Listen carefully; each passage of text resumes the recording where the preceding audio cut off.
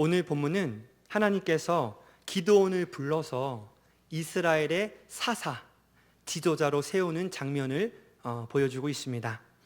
당시 이 이스라엘이라는 나라는요, 미디안이라는 나라로 인해서 매우 극심한 고통 가운데 있었는데요. 물론 이것은 이스라엘 백성들이 악행으로 말미암아 하나님께서 허락하신 고난이었습니다. 사사기 6장 1절을 읽어드립니다. 이스라엘 자손이 또 여호와의 목전에 악을 행하였으므로 여호와께서 7년 동안 그들을 미디안의 손에 넘겨주시니. 미디안에게 7년 동안이나 고통을 당하자 이스라엘 백성들은 하나님께 부르짖습니다. 그러자 하나님은 이스라엘을 향한 구원 계획을 이제 시작하시는데요. 이때 하나님은 많은 이스라엘 백성들 가운데 한 사람, 기드온이라는 사람을 선택하셔서 그를 통해서 나의 구원을 보여주겠다, 이렇게 말씀합니다. 그런데요, 여기서 우리가 한번 생각해 볼 것은 이 기드온이라는 사람이 과연 하나님의 선택을 받아서 그 큰 일을 감당할 만한 그런 제목인가 하는 겁니다. 결론부터 말하면 그렇지 않습니다. 기드온은요, 소심하고 또 비판적이고 자존감이 아주 낮은 사람이었거든요. 그런데 그런 기드온이 어떻게 하나님의 선택을 받아서 최정예 부대인 300용사의 리더가 될 수 있었을까? 오늘 이 시간에는 정말 자격 없는 그런 연약한 기드온이 하나님께 어떻게 쓰임을 받았을까 하는 것을 한번 알아보고자 하는데요. 이는 2025년을 이제 살아내야 할 저와 여러분에게도 매우 힘이 되는 말씀일 거라고 확신합니다. 먼저 기드온의 현재 상태를 보여주는 세 가지 상황을 먼저 살펴보겠는데요. 첫째로, 그가 이 밀을 수확하는 장소를 주목할 필요가 있습니다. 이 여호와의 사자가 기드온에게 나타났을 때 이 기드온은 밀을 수확하고 있었는데요. 그런데 그 수확 장소가 참 특이하다는 겁니다. 본문 11절 후반절입니다. 마침 요아스의 아들 기드온이 미디안 사람에게 알리지 아니하려 하여 밀을 포도주 틀에서 타작하더니. 당시에 이 밀 같은 곡식을 수확하는 타작 마당이라 하면 대개 진흙이나 돌로 된 넓은 공터였습니다. 미풍을 이용해서 겨를 날려보낼 수 있는, 그러니까 야외에서 타작하는 것이 아주 일반적이었습니다. 그리고 그 지역 사람 전체가 이용하는 공공시설이 바로 이 타작 마당인데요. 따라서 이런 타작 마당이 미디안의 표적이 될 것은 자명했습니다. 그렇죠? 거기에 가서 이제 뺏을 수 있으니까 거기는 이제 아주 주요 공격 지점이 된다, 이 말입니다. 이런 연유로 기드온은요, 겨우 몇 명 들어갈 수 있는 비좁고 움푹 파인 구덩이처럼 생긴 포도주 틀에서 몰래 밀을 수확하는 겁니다. 누군가는 이런 기드온의 모습을 보면서 밀을 빼앗기지 않으려는 그런 전략적인 행동으로 좋게 평가할 수도 있겠죠. 하지만 그보다는 솔직히 숨어가지고 밀을 타작하는 모습은 미디안이 두려워서 움츠린 초라한 모습은 분명합니다. 이처럼 기드온은 담대한 사람이 아니었고요, 소심한 사람이었습니다. 둘째로, 기드온은 이 암울한 현실 앞에서 하나님을 원망하는 부정적인 사람이었습니다. 여러분도 혹시 하나님을 원망하는 분 계세요? 또는 하나님을 원망했던 적 있습니까? 왜 나에게 이런 원망 말이죠? 몰래 밀을 타작하던 기드온에게 사자가 나타나자 그는 여호와의 사자에게 이렇게 대답합니다. 본문 16절을 현대인의 성경으로 읽어드릴게요. 내 주여, 만일 여호와께서 우리와 함께 하신다면 어째서 이 모든 일이 우리에게 일어났습니까? 우리 조상들은 여호와께서 놀라운 기적으로 그들을 이집트에서 인도해내셨다고 우리에게 말해 주었는데 지금 그런 기적이 어디 있습니까? 여호와께서는 우리를 버려 미디안 사람의 손에 맡기셨습니다. 이 말은 하나님을 향한 원망임과 동시에 하나님이 이스라엘 버렸다고 한탄하고 있는 거거든요. 이처럼 기드온은 하나님이 나타나서 도와주신다고 했는데도 그냥 눈에 안 보여서 없으면 모르겠는데 여호와의 사자로서 나타나서 직접 그 앞에서 내가 널 도와주겠다라고 했음에도 부정적인 말을 하면서 하나님께 반문하는 그런 사람이었습니다. 솔직히 우리 그런 상상 안 해봅니까? 하나님이 딱 한 번만 눈앞에 나타났으면 좋겠다. 그럼 내가 믿겠다. 그런 분들이 계시거든요. 한 번만 딱 나타나면 믿겠다는 거예요. 근데 기드온은 나타났는데도 여전히 부정적인 말을 하고 있습니다. 셋째로, 기드온이 한 말을 잘 살펴보면 그의 낮은 자존감을 알 수 있는데요. 본문 15절 하반절입니다. 보소서, 나의 집은 므낫세 중에 극히 약하고 나는 내 아버지 집에서 가장 작은 자니이다. 하나님께서 기드온에게 나타나셔서 직접 그를 이스라엘을 구원할 사람으로 부르신 겁니다. 거듭 말씀드리지만 하나님이 딱 앞에 나타나서 부르셨습니다. 하지만 그럼에도 그는 스스로 나는 그런 그릇이 못 된다고 고백하고 있습니다. 기드온은 부르심 앞에서 단호하게 이렇게 대답하죠. 하나님, 왜 굳이 약하고 작은 저를 선택하셨나요? 저는 아닙니다. 우리가 늘 신앙생활 하면서도 이 부분에서 많이 터치가 되는데요. 이게 겸손함이라고 보십니까? 우리가 교회 생활하면서 무언가 제안을 할 때 저는 부족합니다. 여러분, 이게 겸손함일까요? 한번 잘 생각해 보세요. 사람이 제안했다면 겸손함의 반응일 수도 있겠지만 지금 누가 얘기하고 있죠? 하나님이 얘기하고 있지 않습니까? 하나님이 얘기하고 있는데, 그런데 이렇게 얘기합니다. 기드온은요, 이처럼 실패자, 비관론자, 영어로 굳이 표현하자면 루저의 모습 그 자체였습니다. 이미 기드온은 미디안과의 다양한 전쟁을 경험했고요, 그와 이스라엘 백성들은 번번이 미디안에게 쫓겼고 곡식을 약탈당했습니다. 바로 이런 실패감이 기드온을 짓누르고 있었습니다. 하나님의 부르심 앞에서 나는 아니라고 하는 오늘 본문 속 기드온을 보면서 떠오르는 또 다른 한 명이 있지 않습니까? 누가 떠오르죠? 그렇죠, 모세죠. 모세는 나이 80세가 되도록 광야에서 양을 치며 왕자였던 과거의 시절을 다 잊고 그때의 젊음도 지식도 아름다웠던 외모도 다 사라진 채 살고 있었습니다. 그래서 떨기나무 가운데에서 하나님의 음성, 즉 너를 통해 이스라엘을 구원하겠다는 하나님의 부르심에 제대로 대답을 못합니다. 실패감, 낮은 자존감, 믿음 없음으로 하나님의 부르심을 수차례 거절하는데요, 심지어 마지막에는 이렇게 얘기합니다.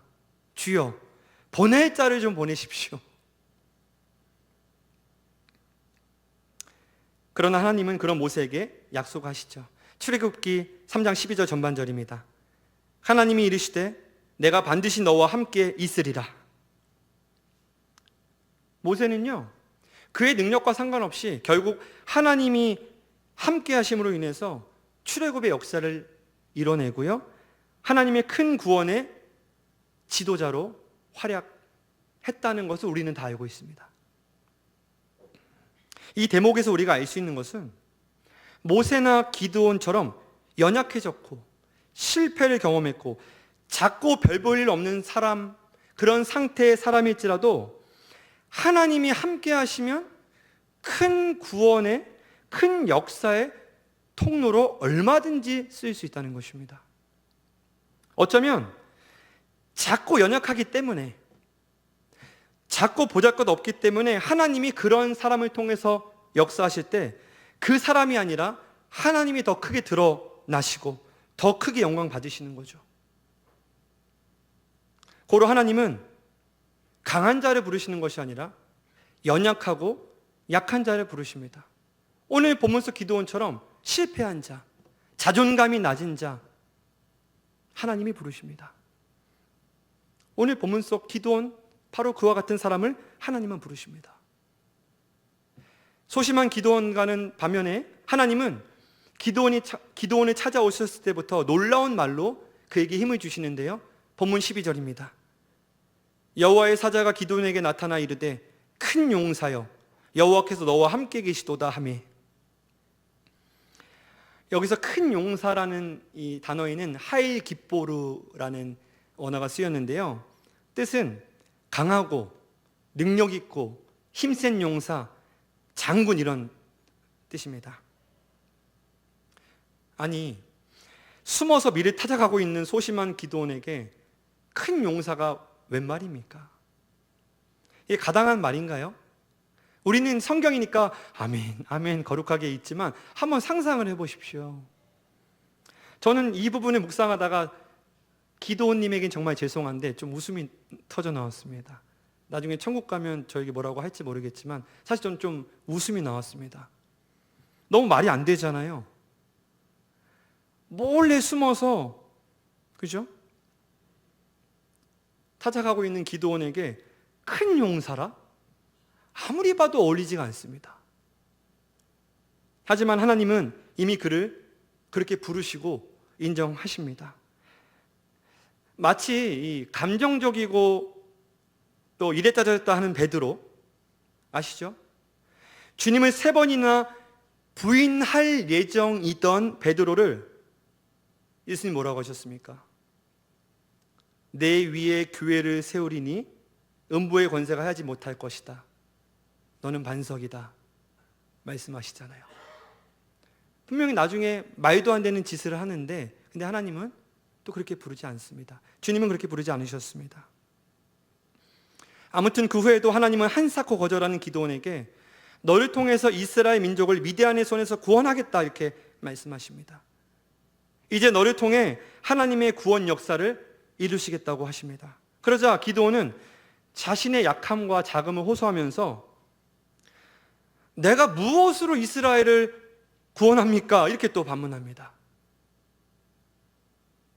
므낫세 지파였던 기드온의 가문과 기드온 본인은 사실상 군대를 소집할 만한 권위도 없었고 지위도 갖고 있지 않았는데요. 그럼에도 하나님은 여전히 기드온을 통해서 미디안 사람을 치겠다고 말씀하십니다. 본문 16절입니다.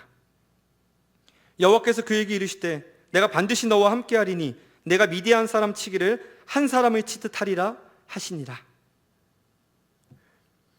이 구절에서 우리가 주목할 부분은 바로 내가 반드시 너와 함께 하리니입니다. 오늘 이 시간 하나님께서 지극히 연약하고 부족한 저를 포함한 우리 모두에게 말씀하십니다. 내가 반드시 너와 함께 하리니. 하나님의 말씀입니다. 하나님께서는 기드온이 자신감 없어하고 비관적인 말을 하고 소심하게 나올 때마다 내가 너와 함께 하겠다 말씀하시며 힘을 주고 계십니다. 모세에게 말씀하신 것과 똑같이 반드시 기필코 절대적으로 함께 하시겠다고 힘주어 말씀하십니다. 청년 여러분, 하나님이 나와 함께 하시면 어떤 일이 일어날까요? 80대 노인이자 광야에서 양이나 치던 모세가 출애굽의 지도자가 됩니다. 소심하고 부정적인 기드온이 300명의 용사를 이끌고 미디안 군대를 물리치는 기적을 나타냅니다. 형들에 의해 이집트의 노예로 팔려갔던 요셉이 왕 다음으로 높은 총리에 오릅니다. 하나님께서 함께 하시기에 다윗은 늘 전쟁에서 승리하고요, 하나님이 함께 하시기에 성이 무너지지 않습니다. 시편 46편 5절입니다. 하나님이 그 성 중에 계심에 성이 흔들리지 아니할 것이라. 새벽에 하나님이 도우시리로다. 청년 여러분, 하나님이 함께 하시면 우리는 못할 게 없습니다. 기드온처럼 소심해도, 기드온처럼 부정적이어도, 기드온처럼 자존감이 낮더라도 그건 문제가 되지 않습니다. 창세기 39장 3절은 요셉의 형통함 역시도 하나님이 함께 하셨기 때문이라고 말씀하는데요, 읽어드립니다. 그의 주인이 여호와께서 그와 함께 하심을 보며 또 여호와께서 그의 범사에 형통하게 하심을 보았더라. 다윗의 고백도 한번 기억해 보십시오. 시편 23편 4절입니다. 내가 사망의 음침한 골짜기로 다닐지라도 해를 두려워하지 않을 것은 주께서 나와 함께 하심이라. 주의 지팡이와 막대기가 나를 안위하시나이다. 지금 대한민국은 마치 사망의 음침한 골짜기처럼 어둡습니다. 이런 시기에 젊은이들은 길이 없어 방황하죠. 올해 경제 전망은 더 어둡다고 합니다. 저는 개인적으로 지난달 도시가스비 내역을 보면서 얼마나 올랐는지 참 깜짝 놀랐습니다. 물가는 오르고 노력해도 나아갈 길은 더 좁아지기만 하는 것 같습니다. 나라를 제대로 이끌어갈 지도자가 보이지 않습니다. 우리는 차선이 아니라 차악을 선택해야만 하는 그런 시대를 살고 있습니다. 그러나 이런 시기를 지나고 있을지라도 해를 두려워하지 않을 것은, 나의 해됨을 두려워하지 않을 것은 다른 것이 아닙니다. 하나님이 함께 하시기 때문입니다. 말씀을 맺습니다. 사랑하는 중국 동교회 청년 여러분, 하나님은 기도원만 아니라 오늘을 살아가는 제 앞에 계신 여러분에게도 똑같이 말씀하고 계십니다. 마태복음 28장 19절 20절입니다. 그러므로 너희는 가서 모든 민족을 제자로 삼아 아버지와 아들과 성령의 이름으로 세례를 베풀고 내가 너희에게 분부한 모든 것을 가르쳐 지키게 하라. 볼지어다 내가 세상 끝날까지 너희와 항상 함께 있으리라 하시니라. 하나님은 복음을 전하며 그들이 말씀을 지킬 때까지 가르치면서 그리스도의 제자로 사람을 세워가는 그를 통해서 그에게 이 세상 끝날까지 함께 하겠다고 약속하십니다. 따라서 우리는 이 함께 하심의 약속 위에 서서 자신의 나약함을 보는 것이 아니라 하나님을 바라봐야 합니다. 하나님을 보고 힘을 내야 합니다. 청년 여러분, 하나님이 당신의 뜻을 행하는 사람들과 함께 하신다는 이 약속을 붙잡고 2025년을 달려가십시오. 오늘 분명히 하나님께서 여러분에게 말씀하셨습니다. 내가 너와 함께 하겠다. 한번 따라해 보실까요? 내가 너와 함께 하겠다. 이 진지한 얘기를 하는데 기도하는 분이 계십니다. 내가 너와 함께 하겠다. 잘하셨습니다. 하나님이 말씀하십니다. 아무쪼록 함께 하신다는 하나님의 말씀을 기억하며 2025년 한 해 동안 분명히 여러분 연약해질 때가 있을 텐데 그때 연약한 중에도 다시금 힘을 내시는 여러분, 하나님이 나와 함께 하신다고 했다, 함께 하신다고 하셨지, 나는 그 약속의 말씀을 붙잡고 다시 일어나서 청년답게 달려나가시는 여러분 모두가 되시기를 주님의 이름으로 간절히 축원합니다.